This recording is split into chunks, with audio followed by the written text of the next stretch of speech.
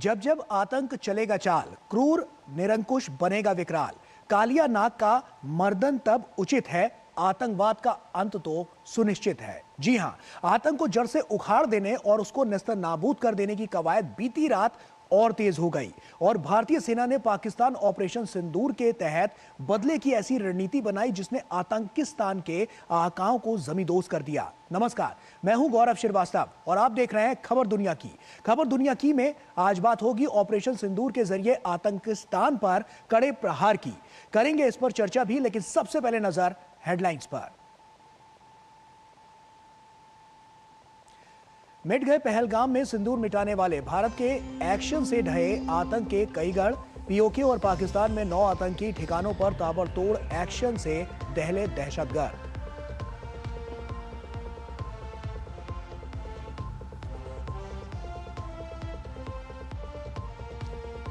प्रधानमंत्री ने की ऑपरेशन सिंदूर की पल पल निगरानी, रात भर हालात पर बनाए रहे नजर।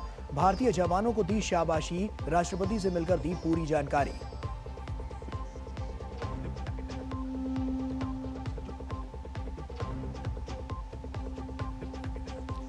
आतंक पर भारत के एक्शन को दुनिया का समर्थन, इजराइल ने बताया भारत का आत्मरक्षा का अधिकार। ब्रिटेन के पूर्व पीएम ऋषि सुनक बोले स्वीकार्य नहीं होना चाहिए आतंक।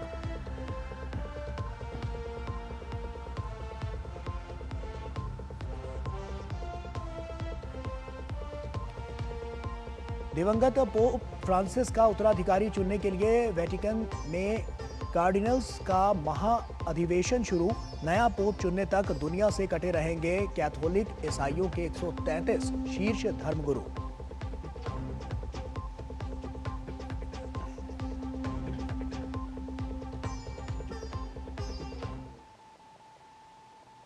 और आइए अब शुरुआत करते हैं 6 से 7 मई की तारीख और रात के वो 25 मिनट जिसने पाकिस्तान को वो सबक दिया जो उसके जख्मों को ताउम्र भरने नहीं देगा।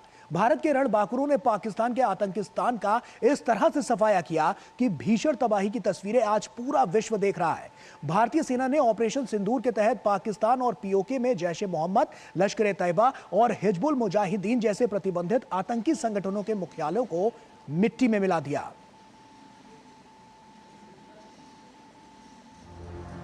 कहा था बता देना, और जब बताया तो थर थर कांपने लगा आतंकिस्तान।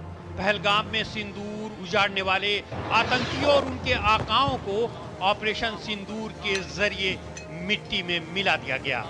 भारत ने 25 मिनट की निर्णायक सर्जिकल स्ट्राइक में पाकिस्तान और पाकिस्तान अधिकृत कश्मीर में मानवता को खून में नहलाने वाले 9 आतंकी ठिकानों को खून में रंग दिया। रात 1:05 पर शुरू हुए इस ऑपरेशन में आतंक के पूरे कई कुनबों पर ही कफन की चादर डाल दी। इस अभियान में भारत में सैकड़ों सुहाग छीनने और माओ की गोदे सुनी करने वाले दरिंदे मसूद अजहर के आतंकी संगठन जैश ए मोहम्मद के कई खूंखार आतंकी इस अभियान में ढेर हो गए। बताया जा रहा है कि अपनी आंखों के सामने मौत का मंजर देख कायर अजहर भी अपनी मौत की दुआएं करने लगा।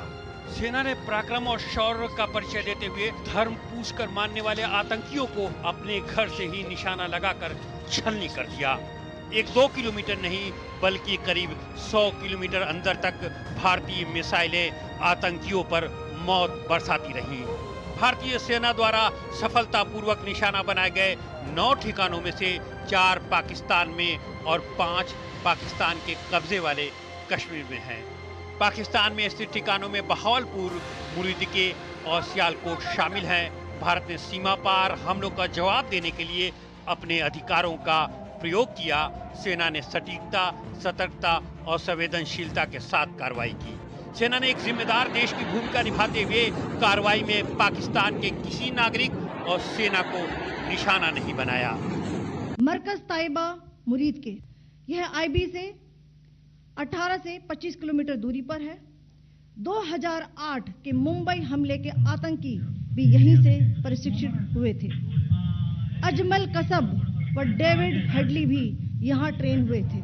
रक्षा मंत्री राजनाथ सिंह ने कहा कि ऑपरेशन सिंदूर के दौरान हनुमान जी के आदर्शों का पालन किया गया और सिर्फ उन्हें ही मारा गया जिन्होंने मासूमों को मारा था। हमने हनुमान जी के उस आदर्श का पालन किया है जो उन्होंने अशोक वाटिका उजाड़ते समय किया था। जिन मोहि मारा तिन मोहि मारे।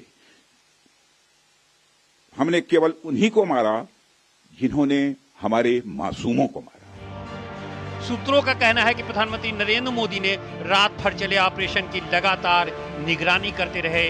खबरों के अनुसार अफसरों के साथ मीटिंग में पीएम मोदी ने इस ऑपरेशन का नाम सिंदूर रखने की सलाह दी, जिसे सेना ने मान लिया। कार्रवाई के बाद दिन में सुरक्षा मामलों की मंत्रिमंडल समिति की बैठक में स्थिति की समीक्षा की गई। इसके बाद कैबिनेट की बैठक हुई। सूत्रों के मुताबिक पीएम मोदी ने इस ऑपरेशन की जानकारी अपने कैबिनेट के साथियों को दी।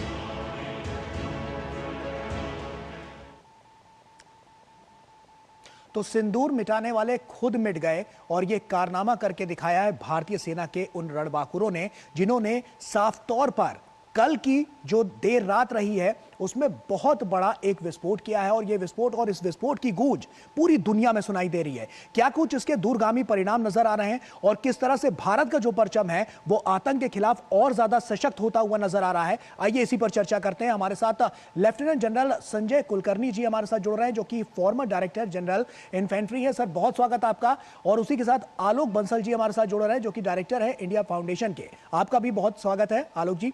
और संजय सर, सबसे पहला सवाल तो मेरा आप ही से है, क्योंकि जिस तरह से हमने देखा 9 ठिकाने और वो 25 मिनट पाकिस्तान के लिए कभी ना भूलने वाला सबक, तो ऐसे में इस 25 मिनट को किस तरह से देखते हैं? क्योंकि साफ तौर पर एक बहुत बड़ा जख्म भारत ने वहां पर दिया है और ये बदले की जो भावना भारत की रही है उसने इसकी जो गूंज है वो वैश्विक स्तर पर भी सुनाई दे रही है। सबसे पहले आपका रिएक्शन।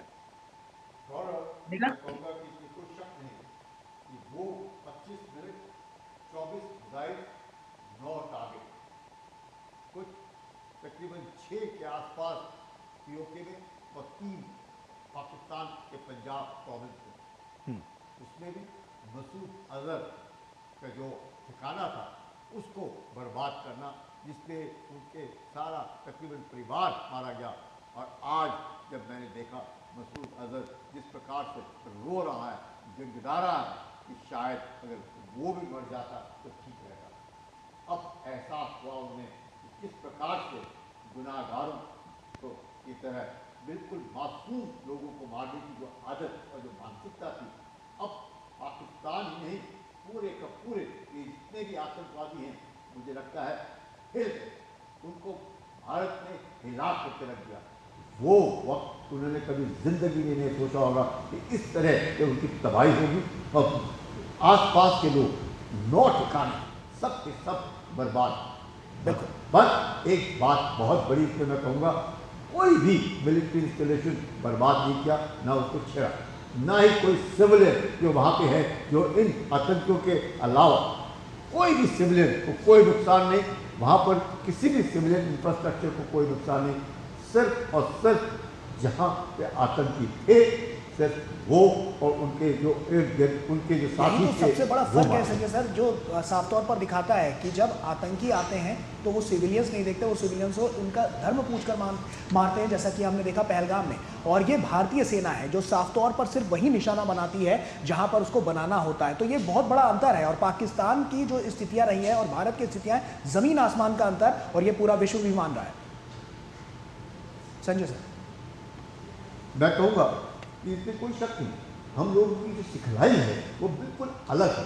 और उस सिखलाई को मद्देनजर रखते हुए हम अमूमन या हमेशा ध्यान रखते, जब भी मैं भी कॉर्डिनेट सर्च पे जाता था, अपने साथ किसी पुलिस वाले को या वहाँ का जो मुखिया है उसको साथ में लेकर जाता था, यकीन करता था कोलैटरल डैमेज ना हो, सिर्फ आतंकी मारा जाए। और वो आतंकी जो मेरे पे फायर कर रहा है, पहले मैं नहीं फायर करता था, वो पहले फायर करता था, तब मुझे पता चलता था कि ये आतंकी है और उसके बाद हम उसको ठोकते थे। तो ये जो सिखलाई है हम लोगों की, मैं कहूँगा कई बार हमें नुकसान भी हुआ है, लेकिन हम ह्यूमन राइट्स को मद्देनजर रखते हुए, यकीन करते हुए कि इंसान के साथ इंसानियत से पेश आना चाहिए। इस हैवानियत जो आतंकियों ने मचाई और जिस हैवानियत से उन्होंने पहलगाम में चुन चुन करके 26 मर्दों को मारा, मुझे लगता है उसका आक्रोश भारत में था और बहुत इतना आक्रोश कि लग रहा था आज जब ऑपरेशन सिंदूर लॉन्च हुआ, उसके बाद क्या शांत सबके दिल में एक बिल्कुल तरीके से शांति बिल्कुल आ संजय गई जी, है। ये साफ तौर पर नजर आए क्योंकि इसकी जो चर्चा है वो वैश्विक स्तर पर भी देखने को मिल रही है और किस तरह से प्रोत्साहन भी मिलता हुआ नजर आए। तमाम देश इसमें अपनी प्रतिक्रियाएं और रिएक्शन देते हुए नजर आए। आलोक जी, आपका रुख करूंगा। और आलोक जी, जिस तरह की नीति भारत लगातार बनाता हुआ नजर आया है, जीरो टॉलरेंस आतंकवाद के खिलाफ, ये साफ तौर पर नजर आ रही है, कितनी बड़ी बढ़त मिलती हुई नजर आ रही है और किस तरह से, अगर हम इसको कहें तो कमर तोड़ने के लिए आतंकवाद की ये जो पूरा हम घटनाक्रम देखे हैं, जो बीती रात हमने देखा है, वो आने वाले समय में एक बहुत बड़ा एक माइलस्टोन साबित होता हुआ नजर आएगा। इसमें कोई शक की बात नहीं है कि इस घटना के बाद, इस कदम के बाद आतंकवादी 10 बार सोचेंगे दोबारा कुछ इस तरीके की। आलोक जी, आपकी आवाज हम तक नहीं पहुंच रही है, अगर आप उसको जी मेरी आवाज। जी जी जी जी बोलिए जी। मैं ये कह रहा था कि अब इस कदम के बाद आतंकवादी 10 बार सोचेंगे, कोई भी ऐसा कदम उठाने से पहले, ऐसी कोई आतंकवादी घटना को अंजाम देने से पहले। दूसरी महत्वपूर्ण बात यह है कि जो आतंकवादियों के ठिकाने थे, जहां वो प्रशिक्षित होते थे, जहां वो नर्सरियां थी जहां पे आतंकवादी पैदा किए जाते थे, ग्रो किए जाते थे, प्रशिक्षित किए जाते थे, उनमें से अधिकांश को हमने नष्ट कर दिया है। जो बड़ी बड़ी तंजीमें थी, विशेषकर लश्कर ए तौयबा, जैश ए मोहम्मद, हिजबुल मुजाहिदीन, इनके जो प्रमुख केंद्र थे वो पूरी तरह से उनका खात्मा हो चुका है जी। और जैसा कि आपने पहले बताया कि ये खात्मा इस सर्जिकल तरीके से किया गया कि किसी भी सिविलियन को कोई नुकसान नहीं पहुंचाया गया, ये काबिले तारीफ है। और इसके बाद मुझे नहीं लगता कि आतंकवादी संगठन आगे कुछ करने की कोशिश करेंगे। और इसके बाद पाकिस्तान के जो उनके आका हैं आईएसआई और पाकिस्तान की फौज, उनको भी एक साफ संदेश मिल गया है कि भारत अपना जो रिटेलिएशन है, जो न्याय के लिए, वो चाहे किसी भी कोने में छुपे हों या आतंकवादी, हम उनको जो उनका खिलाफ जो कार्रवाई करनी है वो हम पूरी तरह से करेंगे। और इस बार अगर आप देखें कि 9 में से 4 ठिकाने पाकिस्तान के पंजाब के अंदर थे, जो पाकिस्तान पंजाब जिसे पाकिस्तान का हार्टलैंड कहा जाता है, जहां से पाकिस्तान के सारे आका आते हैं, अधिकांश सैनिक अधिकारी आते हैं, अधिकांश उनका सिविलियन एडमिनिस्ट्रेशन आता है। और विशेषकर 3 तो ऐसे केंद्र थे जहां से अधिकतर पाकिस्तान की फौज का रिक्रूटमेंट होता है। तो ये एक बहुत बड़ा इंडिकेशन था पाकिस्तान को भी, आतंकवादियों को भी, और आतंकवादियों को प्रोत्साहित करने वाली पाकिस्तान की आईएसआई और पाकिस्तान की सेना कि हमने देखा है कि इसके बाद जो लगातार प्रतिक्रियाएं निकलकर सामने आ रही है अंतर्राष्ट्रीय स्तर पर, यानी कि इंटरनेशनल फोरम पर, साफ तौर पर पहले भी हमने देखा, यूएनएससी में भी कल हमने देखा कि किस तरह से लताड़ लगाई गई पाकिस्तान को। उसके बाद जब ये स्ट्राइक हुई तो उससे कहीं ना कहीं एक बहुत बड़ा बल मिलता और एक बहुत बड़ा मैसेज पूरा कन्वे होता हुआ नजर आता है जब हम वैश्विक स्तर पर बात करते हैं, क्योंकि आतंकवाद को लेकर जीरो टॉलरेंस की जो नीति थी उस पर साफ तौर पर सभी देश आगे बढ़ते हुए नजर आ रहे हैं और भारत इसमें सबसे अग्रणी भूमिका निभाता हुआ नजर आ रहा है। तो कितना बड़ा बदलाव वैश्विक स्तर पर इसके बाद हमें देखने को मिलेगा? देखिए, अगर आप देखें वैश्विक स्तर में अधिकांश देशों ने आतंकवाद का विरोध किया है, क्योंकि अब दुनिया समझ चुकी है कि आतंकवाद किसी का भी साथी नहीं। यहां तक कि आप देखिए, जो पाकिस्तान के जो पारंपरिक मित्र थे उन्होंने भी इस दौरान पाकिस्तान का साथ नहीं दिया। चीन ने भी कोई ऐसा वक्तव्य नहीं दिया कि पाकिस्तान का समर्थन किया हो, सिवाय इसके कि रिग्रेटेबल है ये जो घटना है। अमेरिका ने भी कहा ये जल्दी खत्म हो जाए। लेकिन जो पाकिस्तान के पारंपरिक इस्लामिक राष्ट्र थे, सऊदी अरब, संयुक्त अरब अमीरात, कतार, इनमें से किसी ने भी कोई ऐसी प्रतिक्रिया नहीं दी भारत के इस कदम के खिलाफ। तो ये दिखला रहा है कि वैश्विक जो कम्युनिटी है उसके अंदर ये जो आतंकवाद है, इसका जो टॉलरेंस है, इसको जो सहने की जो शक्ति है, वो धीरे धीरे खत्म हो रही है और अब इसके लिए जीरो टॉलरेंस है। और भारत ने जो कदम उठाया है उसको वैश्विक कम्युनिटी का करीब करीब पूरा समर्थन प्राप्त। बिल्कुल। संजय जी भी लगातार हमारे साथ जुड़े हुए हैं। संजय सर, आप ही का रुख करूंगा और किस तरह से अब आगे की जो रणनीतियां हैं वो दिखती हुई नजर आएंगी, क्योंकि पाकिस्तान को लेकर लगातार इस तरह की भी जो बातें हैं वो निकलकर सामने आ रही हैं, क्योंकि ये उसकी कमर तोड़ने के लिए तो काफी है, लेकिन अब इसके बाद आगे क्या जीरो टॉलरेंस की जो नीति है उस पर अभी और ज्यादा काम होना बाकी है, या ये जो स्तर है वो अब बाकी देश भी अपनाते हुए नजर आएंगे? क्योंकि भारत, हमने देखा है कि पहला कदम भारत की तरफ से लगातार लिया गया है जीरो टॉलरेंस आतंकवाद के खिलाफ। देखिएगा, ये पहला कदम है और इससे कहना कि आतंक जो है समाप्त हो जाएगा मुझे मुश्किल लगता है, क्योंकि इतना आसानी से नहीं होता है। लेकिन ये एक डेटरेंस के तौर पर है। इसका मकसद था ये पाकिस्तान को मैसेजिंग देना कि आतंक के लिए ज़ीरो टॉलरेंस है और लगातार पाकिस्तान आतंक का सहारा नहीं ले सकता।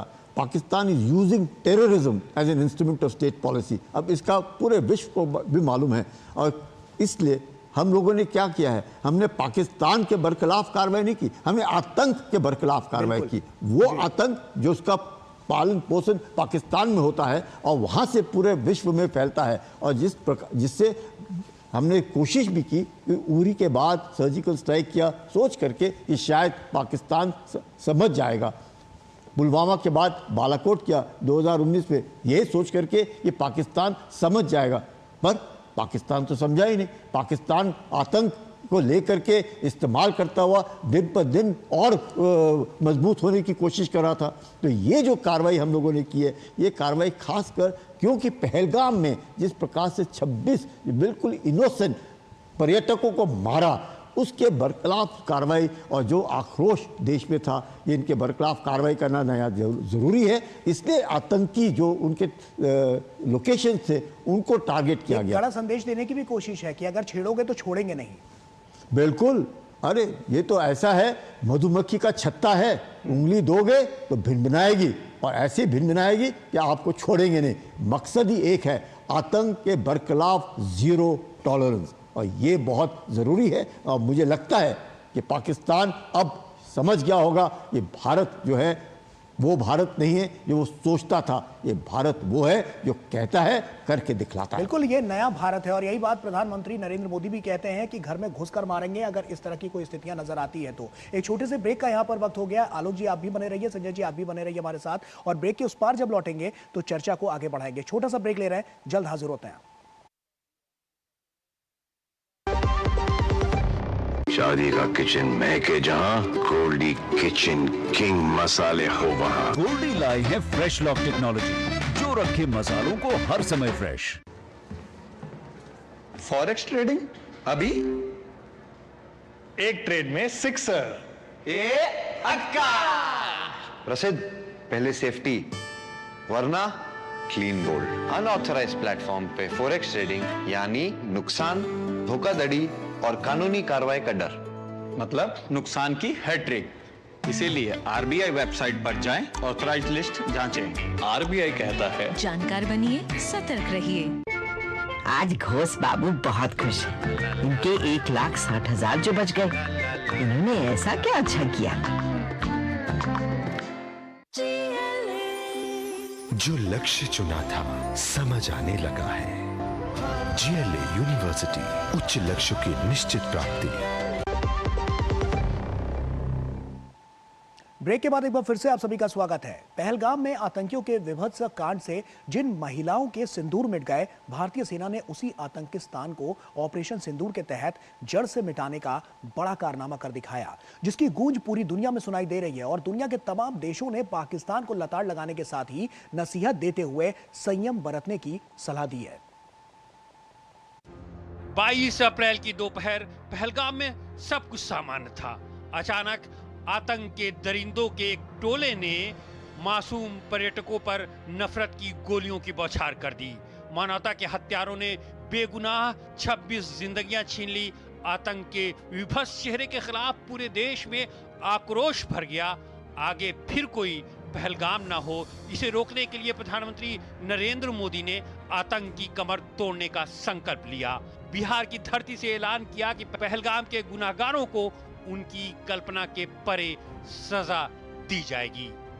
सरकार ने आतंकिस्तान के खिलाफ मोर्चा खोल दिया।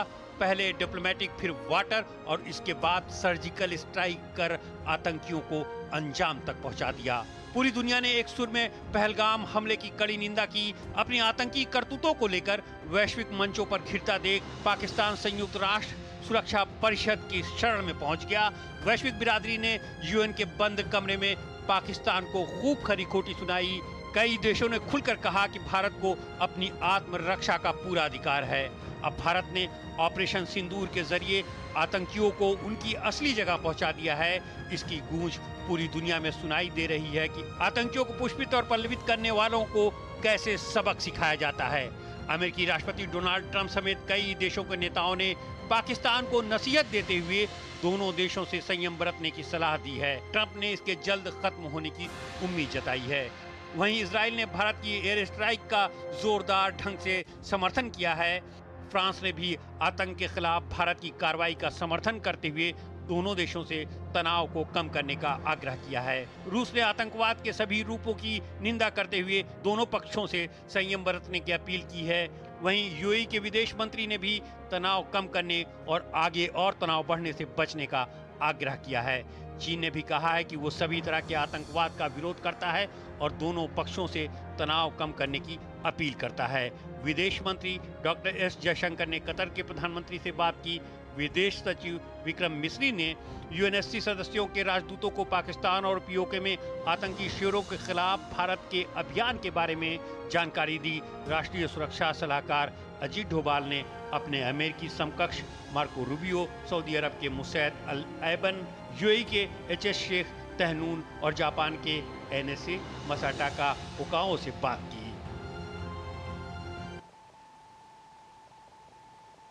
तो चाहे अमेरिका हो, रूस हो या इसके अलावा जो तमाम देश हैं वो लगातार इसका हमेशा से विरोध करते रहे हैं और यही आतंकियों की जो पहचान है वो लगातार देखने को मिल रही है। तो ऐसे में जो प्रतिक्रियाएं हैं वो तो निकलकर सामने आ रही है और जीरो टॉलरेंस जिसकी हम बात कर रहे हैं उसकी नीति जो भारत ने मंत्र दिया है उस पर अब सारे देश आगे बढ़ते हुए भारत के समर्थन में नजर आ रहे हैं। इसी पर चर्चा करते हैं। लगातार हमारे साथ संजय जी भी जुड़े हुए हैं और आलोक जी भी जुड़े हुए हैं। आलोक जी, मेरा अगला सवाल आपसे है, क्योंकि जिस तरह से अभी हम देख रहे हैं और मौजूदा समय की अगर हम बात करें तो चाहे अमेरिका हो चाहे रूस हो, साफ तौर पर पाकिस्तान को उन्होंने लताड़ भी लगाई है और पाकिस्तान से संयम बरतने को भी कहा है।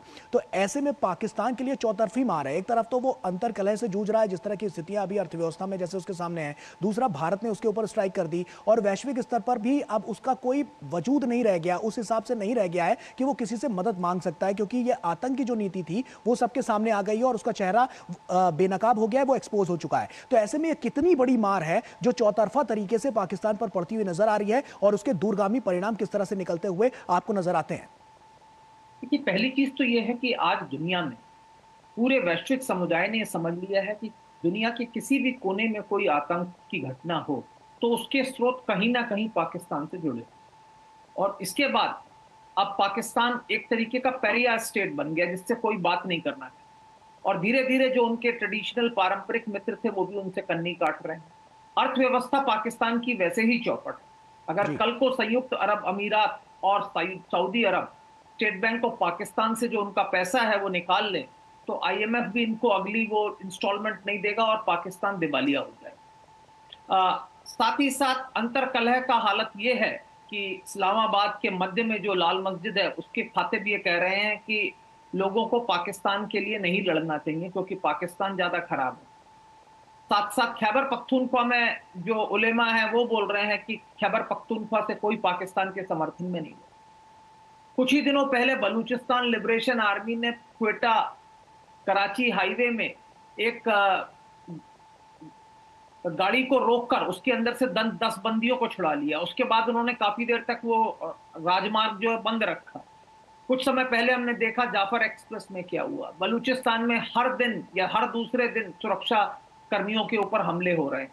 तो इस तरह के आंतरिक कलह के बीच में भारत की सेना ने जो उनको मुंह तोड़ जवाब दिया है तो पाकिस्तान की समझ में नहीं आ रहा वो क्या करे, क्योंकि हमें ये समझना चाहिए कि सिर्फ आर्थिक रूप से ही नहीं बल्कि सैन्य रूप से भी पाकिस्तान के साथ काफी समस्याएं हैं। अर्थव्यवस्था, कमजोर अर्थव्यवस्था और फॉरेन एक्सचेंज की जो कमी थी उसको पूरा करने के लिए पाकिस्तान ने क्या किया है कि अपने यहाँ की जो आर्टिलरी की एम्यूनिशन है वो उसने यूक्रेन और इजराइल को बेची है जिससे कि उनको कुछ पैसा मिल सके। लेकिन इसका फल ये हो रहा है कि उनके पास अब 4 दिन से ज्यादा की सामग्री नहीं है, सैन्य सामग्री, और ऐसे में वो उनकी सेना अपने आप को असमर्थ पा रही है कि वो युद्ध भी आगे बढ़ा सके। तो ऐसे में पाकिस्तान के रक्षा मंत्री से आप देख रहे हैं वक्तव्य आ रहे हैं कि हाँ अब हम अगर भारत कुछ नहीं करेगा तो अब हम आगे कोई हमला नहीं करेंगे, या इस तरीके के वक्तव्य आ रहे हैं जो दिखा रहे हैं कि अब पाकिस्तान युद्ध आगे नहीं बढ़ा सकता। तो ये एक बहुत बड़ी सीख है पाकिस्तान के लिए।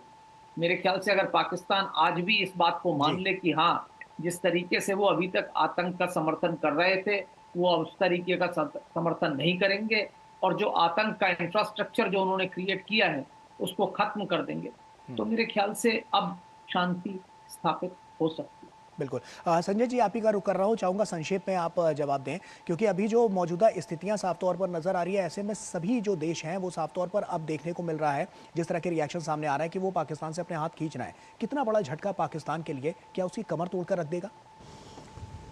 देखिएगा, पाकिस्तान जो है OIC में भी अलग थलग पड़ गया है, पूरे विश्व में भी अलग थलग पड़ गया है, पूरे विश्व को इस बात का एहसास होने लगा है और पहले भी था, पर अब वो कंफर्म्ड है कि पाकिस्तान एक आतंक का सौदागर है, आतंक का गढ़ है। ऐसे आतंक का मजहब नहीं होता है, लेकिन आतंक का देश जरूर है और वो है पाकिस्तान। निश्चित तौर पर संजय जी, साफ तौर पर यह नजर भी आ रहा है और इसीलिए जो तमाम देश हैं वो लगातार पाकिस्तान का विरोध भी करते नजर आ रहे हैं और उसको लताड़ भी लगाते हुए नजर आ रहा है। बहुत बहुत शुक्रिया संजय जी आपका, आलोक जी आपका हमसे जुड़ने के लिए और इस विशेष चर्चा में जुड़ने के लिए और तमाम बातचीत हमसे करने के लिए बहुत बहुत शुक्रिया आपका। और वक्त यहाँ पर एक छोटे से ब्रेक का है, जल्द हाजिर होते हैं।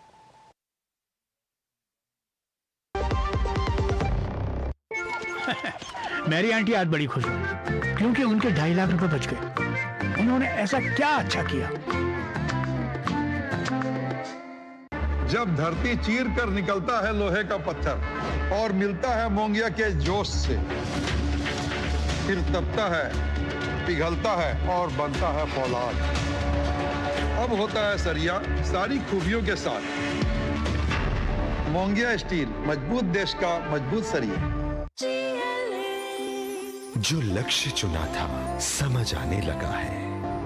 GLA यूनिवर्सिटी, उच्च लक्ष्य की निश्चित प्राप्ति। शादी का किचन महके जहां, गोल्डी किचन किंग मसाले हो वहां। गोल्डी लाई है फ्रेश लॉक टेक्नोलॉजी, जो रखे मसालों को हर समय फ्रेश। और ब्रेक के बाद एक बार फिर से आप सभी का स्वागत है और आइए कार्यक्रम के इस अंत में आपको छोड़ जाते हैं कुछ और महत्वपूर्ण अंतर्राष्ट्रीय खबरों के साथ। तो आप इन खबरों को देखिए, हमें हमारी पूरी टीम को दीजिए इजाजत। नमस्कार। ओमान के विदेश मंत्रालय ने कहा है कि हाल के दिनों में मस्कत ने वाशिंगटन और सना में हूती नेतृत्व के साथ व्यापक विचार विमर्श किया, जिसके परिणाम स्वरूप दोनों पक्ष युद्ध विराम पर सहमत हुए। विदेश मंत्री बद्र अल बुसैदी ने कहा कि भविष्य में न तो अमेरिकी सेना हूतियों को निशाना बनाएगी, न ही हूती लाल सागर या बाबुल मंदाब में अमेरिकी जहाजों को निशाना बनाएंगे। रूस और यूक्रेन के बीच संघर्ष दिन प्रतिदिन और घातक होता जा रहा है। इसी बीच बुधवार तड़के रूस ने यूक्रेन की राजधानी कीव पर एक बार फिर मिसाइल और ड्रोन से बड़ा हमला किया, जिसमें कम से कम 2 लोगों की मौत हो गई और 8 लोग घायल हो गए। घायलों में 4 बच्चे भी शामिल हैं। इजराइल ने हमास के कंट्रोल वाले गाजा पर अपना हमला जारी रखा है। उत्तरी गाजा में इजरायली हमले में 26 लोग मारे गए हैं। वहीं दक्षिणी गाजा पट्टी के रफा में पूर्ण नियंत्रण कर चुके इजरायली सेना ने घरों और इमारतों को नष्ट करना जारी रखा हुआ है। फ्रांस के राष्ट्रपति इमैनुअल मैक्रों और जर्मनी के नए चांसलर फ्रेडरिक मर्ज ने रक्षा सहयोग को बढ़ाने पर सहमति जताई है। जर्मनी के नए चांसलर फ्रेडरिक मर्ज अपनी पहली विदेश यात्रा पर पेरिस पहुंचे हैं। मैक्रों ने कहा कि हम एक फ्रांसीसी जर्मन रक्षा और सुरक्षा परिषद की स्थापना करेंगे। अमेरिकी उपराष्ट्रपति JD वेंस ने बताया कि ईरान के परमाणु कार्यक्रम पर वार्ता सही दिशा में आगे बढ़ रही है। उन्होंने कहा कि तेहरान के पास असैन्य परमाणु ऊर्जा हो सकती है, लेकिन वो ऐसा संवर्धन नहीं कर सकता जिससे परमाणु हथियार बनाए जा सके। दिवंगत पोप फ्रांसिस के उत्तराधिकारी को चुनने की प्रक्रिया वेटिकन सिटी के सिस्टीन चैपल में शुरू हो गई है। कैथोलिक चर्च के सर्वोच्च धर्मगुरु को चुनने के लिए सीक्रेट वोटिंग होती है, जिसे कॉन्क्लेव कहा जाता है। कॉन्क्लेव में शामिल होने के लिए दुनिया भर से 133 कार्डिनल पहुंचे हैं। इसमें 4 भारतीय भी शामिल हैं।